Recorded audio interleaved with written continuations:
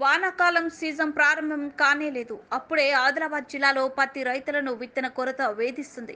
డిమాండ్కు తగ్గ విత్తన సప్లై లేకపోవడంతో పత్తి రైతులు రోడ్డెక్కుతున్నారు. డిమాండ్ ఉన్న పత్తి విత్తనాలను బ్లాక్ మార్కెట్ తరలించి కొరత సృష్టిస్తున్నారని రైతులు ఆగ్రహం వ్యక్తం చేస్తున్నారు. 1-2 రోజులు మాత్రమే విక్రయించి విత్తనాలు అయిపోయాయంటూ విత్తన విక్రయదారుల చేతులెత్తేస్తుండటంతో రైతులు భగ్గుమంటున్నారు. రాసి 659 రకం పత్తి విత్తనాల కోసం జిల్లా రైతులు ఆందోళనకు దిగుతున్నారు. ఉదయం నుండి షాపుల ఎదుట పడిగాపులు కాసిన విత్తనాలు దొరకటం లేదని, మహారాష్ట్ర రైతులకు అధిక ధరలకు అమ్ముకునేందుకే విత్తనాలను బ్లాక్ మార్కెట్కు తరలిస్తున్నారని రైతులు ఆరోపిస్తున్నారు.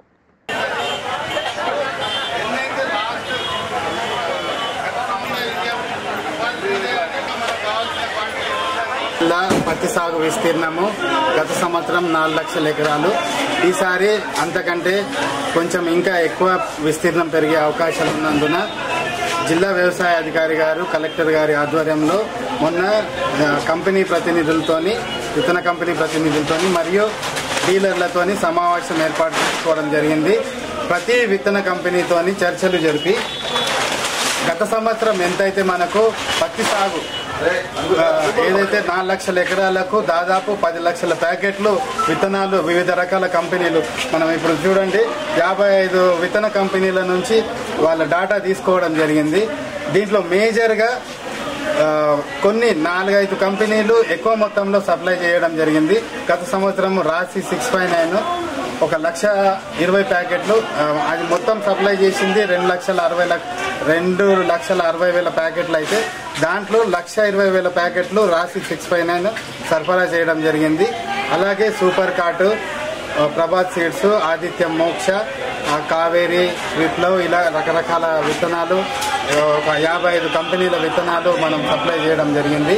ఈసారి కూడా మన జిల్లా వ్యవసాయాధికారి గారు కలెక్టర్ గారి ఆదేశాల ప్రకారము ఈరోజు హైదరాబాదు ఈ విత్తన కంపెనీ ఆఫీసులకు వెళ్లడం జరిగింది.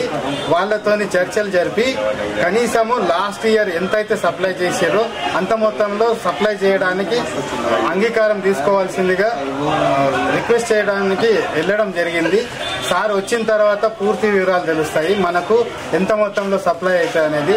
ఇప్పుడు సమస్య ఏంటంటే ఇప్పుడు క్యూ లైన్ లో ఉన్న మనకు దాదాపు 5 లక్షల ప్యాకెట్లు వచ్చినాయి. కానీ ప్రతి రైతు ఈ 659 వెరైటీ గురించి అడగడం జరుగుతుంది. కాబట్టి ఈ 659 వెరైటీ అనేది ఏదైతే తమిళనాడు కంపెనీ ఉందో ఈ ప్రొడక్షన్ మొత్తం తమిళనాడులో జరుగుతుంది.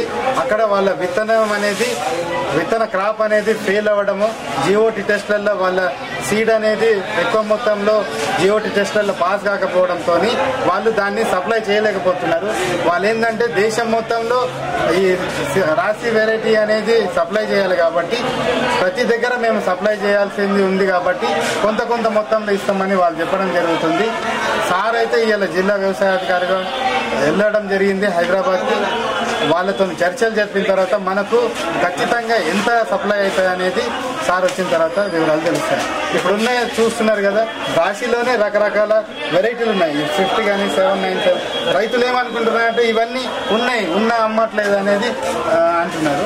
కాకపోతే వాళ్లకు మనం రిక్వెస్ట్ చేస్తున్నది ఏంటంటే పూర్తి స్థాయిలో వచ్చిన తర్వాత క్యూ లైన్లలో ప్రతి ఒక్కళ్లకు అన్ని ఇచ్చేదానికి ప్రయత్నాలు చేస్తున్నాం. చూడండి, ఇప్పుడు మనము ఒక వెరైటీ సపోజ్ ఒక రాసి 659 గత సంవత్సరం 1,00,000 ప్యాకెట్లు వచ్చింది. కానీ మన రైతులు పోసుకునే దాదాపు 8 నుంచి 9 లక్షల ప్యాకెట్లు. అంటే రైతు అనేటోళ్ళు ప్రతి ఒక్క ప్యాకెట్ మనకు వాడితే గానీ అన్ని ఎకరాల పత్తి సాగు సాధ్యం కాదు. సో మనకు ఒక్క రకమైన విత్తనం ప్యాకెట్ ఎంత పూర్తి స్థాయిలో కూడా సప్లై ఆస్కారం లేదు. ఎందుకంటే మనకు ఇది కాకుండా ఇంకా చాలా రకాల పత్తి విత్తనాల ప్యాకెట్లు ఉన్నాయి. అవి కూడా 2-3 సంవత్సరాల నుంచి వాటి పర్ఫార్మెన్స్ అనేది సరి సమానంగా అదే దిగుబడి వస్తుంది. దాదాపుగా రైతులు కూడా అది అవగాహన కలిగి ఉన్నారు. వాళ్ళు కూడా ఒకటే రకమైన పత్తి విత్తనాలు పోవట్లేదు, అన్ని రకాలై వేయడానికి ప్రయత్నం చేస్తున్నారు. కాకపోతే ఇది ఉంటే వాళ్ళకు ఇంకా బలము అనేది ఒక వాళ్ళ నమ్మకం మాత్రమే. అంటే ఇప్పుడు వానాకాలం కంటే సాగు కంటే ముందే ఇవన్నీ చేసుకోవాలి కదా, మీరు ఆన్ స్పాట్ లో చేస్తున్నారు.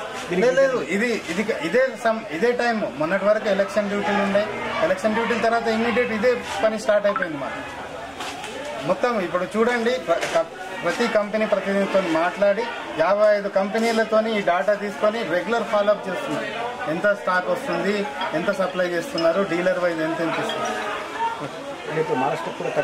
మహారాష్ట్రకి ఇవ్వద్దు అనేది మేము మొన్ననే అందరికి సర్కులర్ ఇచ్చినాము. ప్రతి ఒక్కళ్ళకు ఇన్ రైటింగ్ లో ఇవ్వడం జరిగింది, మెమో రూపంలో. మనకు విత్తనం అనేది మన రైతులకే ఇవ్వాలి, పక్క రాష్ట్రం రైతులకు ఎట్టి పరిస్థితుల్లో ఇచ్చేది లేదని ప్రతి ఒక్క డీలర్కి రాతపూర్వకంగా ఆదేశాలు ఇవ్వడం జరిగింది. అవును, ప్రతిదీ చెక్ చేస్తాం, ప్రతిదీ ఇదే పనిలో నిమగ్నమే మేము.